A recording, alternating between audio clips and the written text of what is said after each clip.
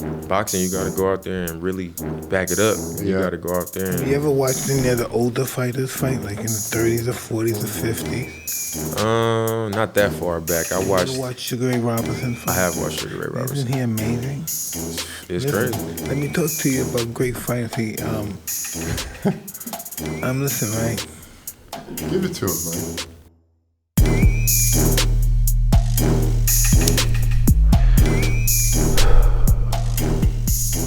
What's up, everybody? Welcome to another episode of Hotboxin. I'm Evan Britton. And I'm Mike Tyson. Mike, we got a fucking young phenom in here I know today, everybody's dude. telling me so much. D-Lil, dude. I know he's Dollar Dame. Fuck that, it's Dollar Dame, man. Yes, sir. There you go. Yes, sir. Fucking There you go. Damian Lillard, welcome, brother. Appreciate y'all having me, You man. gonna spit for us before this is over.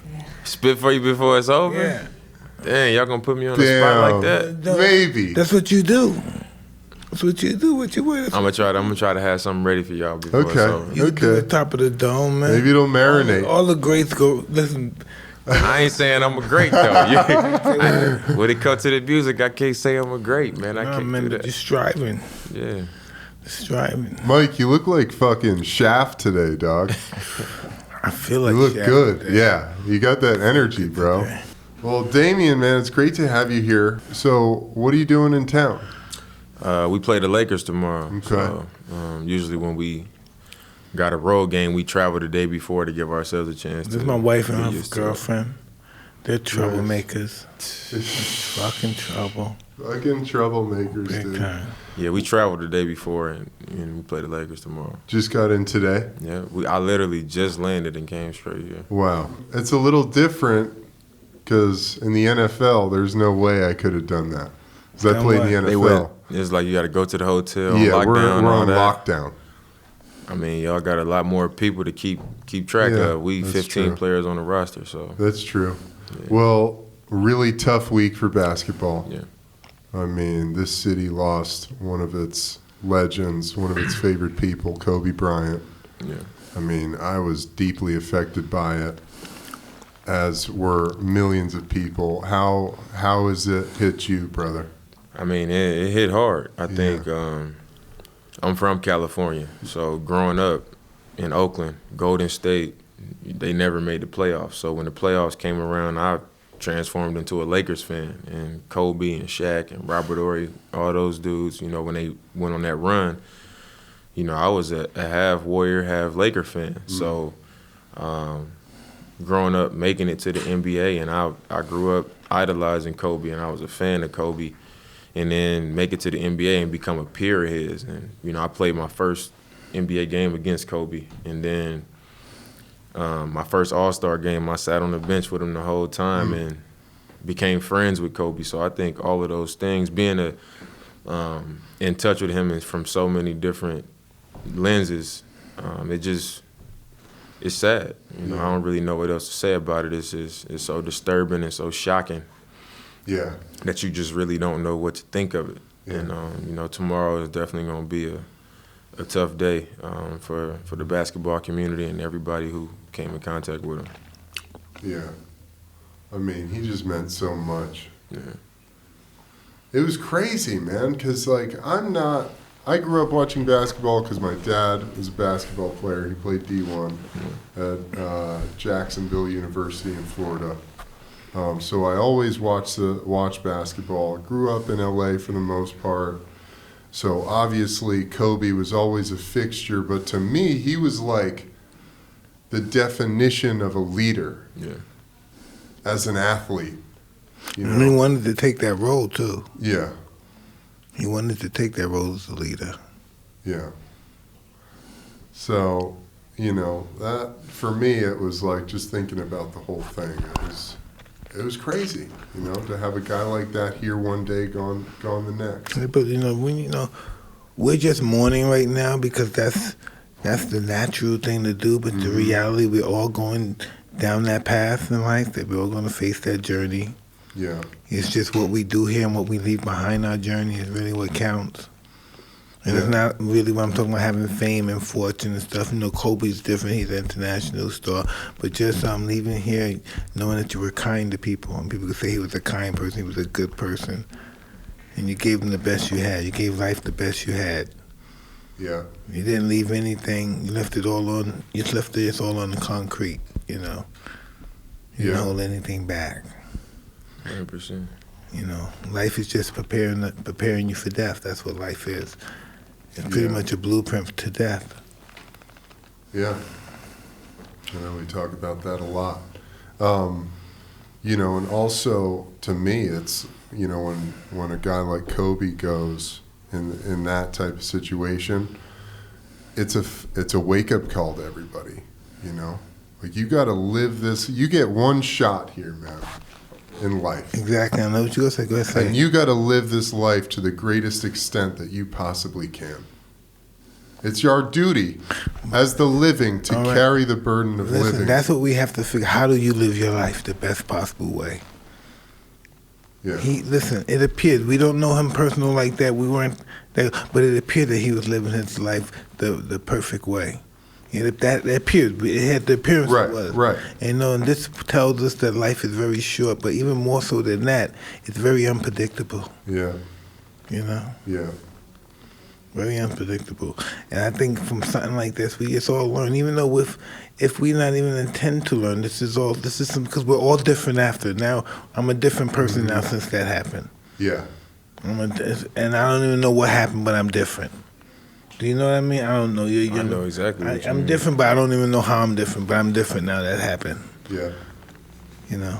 I like to believe I have more gratitude, and I'm grateful for my existence and the air that I breathe, and for my family. And sometimes I think, you know, I get cocky sometimes and think I can get a lot of people, a lot of brothers, and I just need to have more gratitude. Mm. Yeah, always, man. For me. I forget about gratitude sometimes. Yeah. Constant reminder. Be just grateful. Yeah. To see another day. Absolutely. You know. Just breathe this air in your lungs. You It's know a how blessing precious in life itself. is. Yeah. Well, rest in peace to Kobe and Gigi and all the families involved. You know, it's just absolutely heartbreaking. You know, everyone's with you guys. You know, and our thoughts and prayers out to everyone. So, but Dame, you're a huge fighting fan too on the side. Love it. How did you start? When did you start doing this stuff? When I want to say when I was about 8 or 9, my family used to have big fight parties. It was yo fights, all the way to like Oscar De La Hoya fights, and then Floyd fights. It was always like the big pay-per-view fights. And then when I got to like high school, I just started to learn more about all the fighters, you know, the guys that weren't prize fighters and big name fighters. And then I got interested in like people's stories and watching who was calling out who, and watching people train, and watching press conferences, and who was gonna back up what they said they was gonna do, and who was able to stay focused, and who wanted to fight the best. I just kind of got attached to that. To the psychology. Yeah, in fighting, I think is different because it's like it's one-on-one. Yeah. In basketball, I could get into it with somebody, and my team is gonna play their team, and it's gonna be a matchup like within the team. But in combat sports, it's like we gotta fight each other. Yeah. Like that's different than anything. So I've always been like really interested, and I really respect the fact that like the confidence and just the way fighters speak, and what they got to go through to train and get ready for a fight and get in the ring and fight in front of millions of people. Like you can get knocked out and hurt in front of like your family and your kids, and I've always just had a lot of love and respect for that. So as I've gotten older, I just watch it harder and harder and harder, and I pretty much, I mean, it's hundreds of fighters that I've typed their name in on YouTube and watch them train and watch the interviews. Some of the guys you watch train? Recently, I watched a lot of Andy Ruiz, just because I was familiar with him before the first Joshua fight, because I came across some of his fights before just watching random fights on TV. And then I started to watch him train. I watched Andy Ruiz. I watched, like I said earlier, the Charlos, A lot of the younger fighters, I like to follow them and just see how they train and if they like able to be consistent and if they keep that same passion. Devin Haney, Ryan Garcia, Shakur Stevenson. Shakur's really good, huh? Yeah. Just a lot of dudes like that. I mean, the top fighters, I make sure I catch all their stuff. Willie Monroe, Wilder. I think Wilder is like really interesting because like the first time I ever saw him fight, like he's like the one that I can see the most like growth improvement in. Yeah. Interesting. He did improve a lot. Yeah. So like Wilder, Big Baby Miller, Anthony Yard. It's like just Regis Prograis. I mean, you're a fucking student, dude. No, I really watch. Yeah. Every single day. Is there, do you feel like there are things that you learn about the psychology of fighters or strategies or whatever it might be that you apply in your basketball game?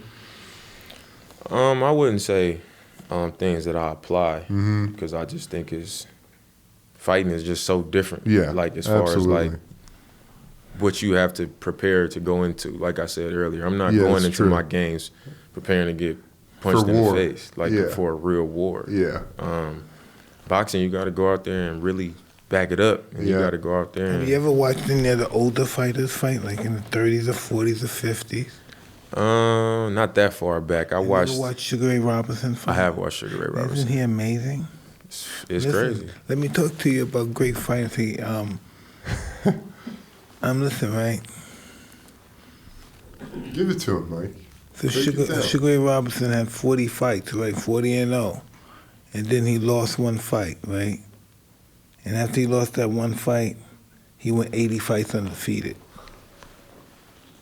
You know, so he was like 100. So the record was like 174-1. Right. That's crazy.